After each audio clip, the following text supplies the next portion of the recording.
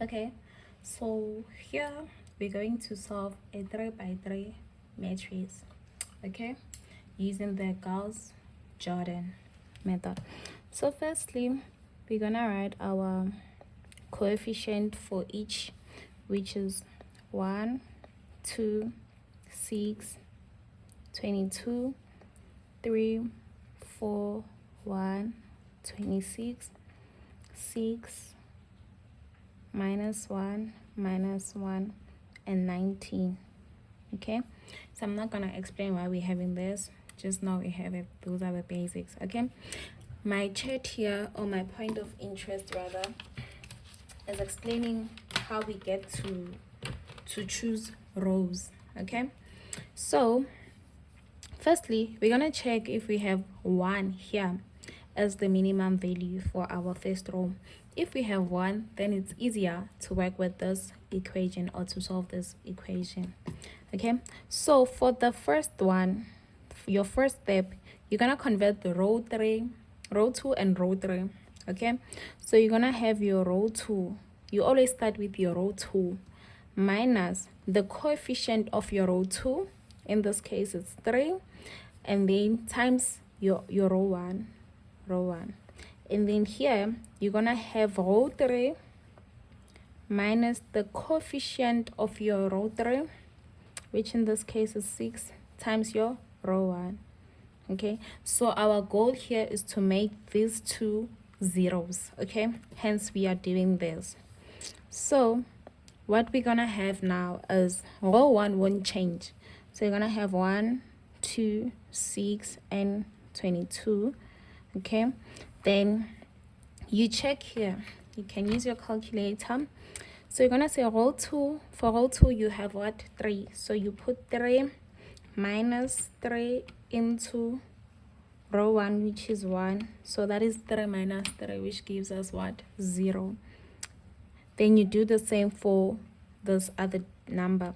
So you're gonna have 4 minus 3 into 2. Then you get your minus 2. Then you say 1 minus 3 into 6. Then you're gonna get negative 17. Then you take 26 minus 3 into 22. You get negative 40.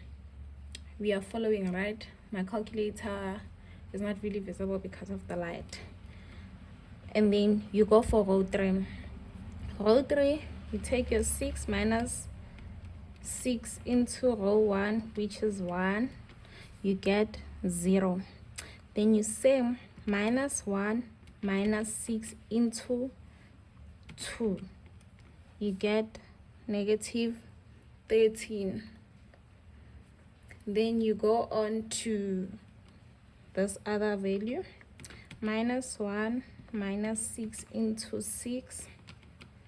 You get negative 37. Then you say 19 minus 6 into 22. You get negative 113. Then you come here. So considering that all of these are negative, you can simply multiply both rows by what? By negative 1. Whether you divide or multiply is the same thing. So you come back again, you say, this step is not really necessary, but it helps. It's more easier to work with positive numbers. So I just say minus row 2. Then here I say minus row 3. Okay, then this is what you're gonna have. Still row 1 is not affected. We have 22. So everything is just gonna change to positive. 2, 17, 40. Then we have 13, 0, 13, 37, 113. Okay, now you want to change this to 0. So what you do after the step, so this one really doesn't matter. After the step, you work with row 2 and row 1. Reason being that if you subtract, this will still be 0. We don't want these values to change. We want them to be 0. So you're gonna work with your row 3 since you want this value to be 0. So you're gonna say 2. You take the subscript of whatever is in row 2. In this case, it's 2. So you're gonna say 2 of row 3. Okay? Then you subtract. You take the subscript of whatever, or the coefficient rather. The coefficient of whatever is in row 3. So you say 13 row 2. Okay? Then this is what we're gonna have. So row 1 and 2 won't be affected. They're still gonna remain the same. We're gonna have 0 to 17, 14.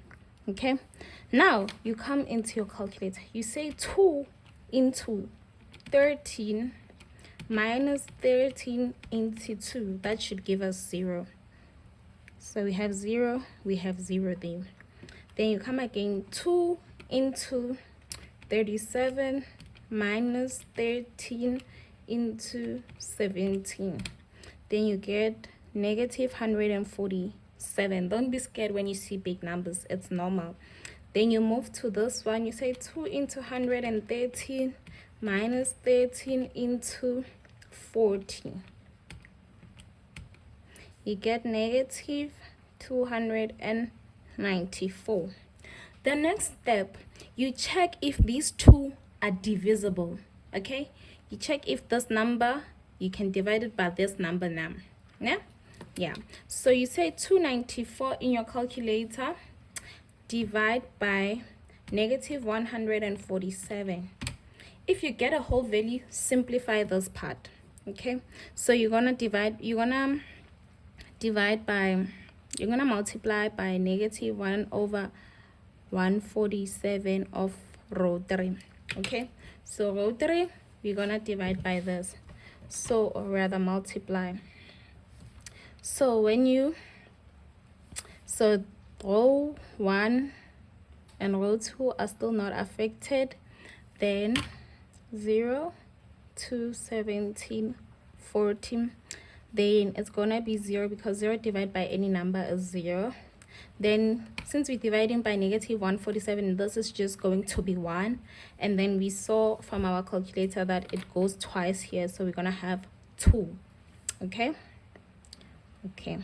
so now already from here we're no longer gonna change this row because it's telling us that z is equals to 2, but we are gonna use this row to make changes here. Now that we are done here, we're basically going back to this step again for row 1 and row 2 because we want to make these two values 0. So you're gonna say row 1, start with the row you want to do the operations on, minus, in this case we want 6. So I know some will think of subtracting this first. That's not how you do it. Start with this 2. Row 1, well, you might get the answer, but I wouldn't advise. Row 1 minus 6 into row 3. And then for row 2, we're going to say row 2 minus, this case is 17, row 3. Okay? Then what we're going to have, row 3 is not going to change.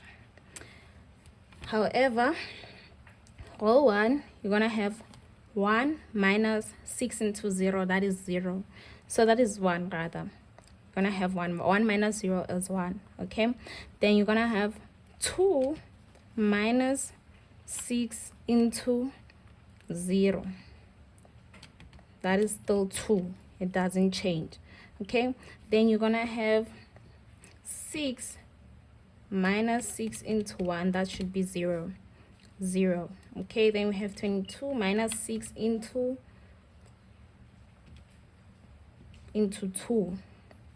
22 minus 6 into 2. That is 10. Okay, then we move to row 2.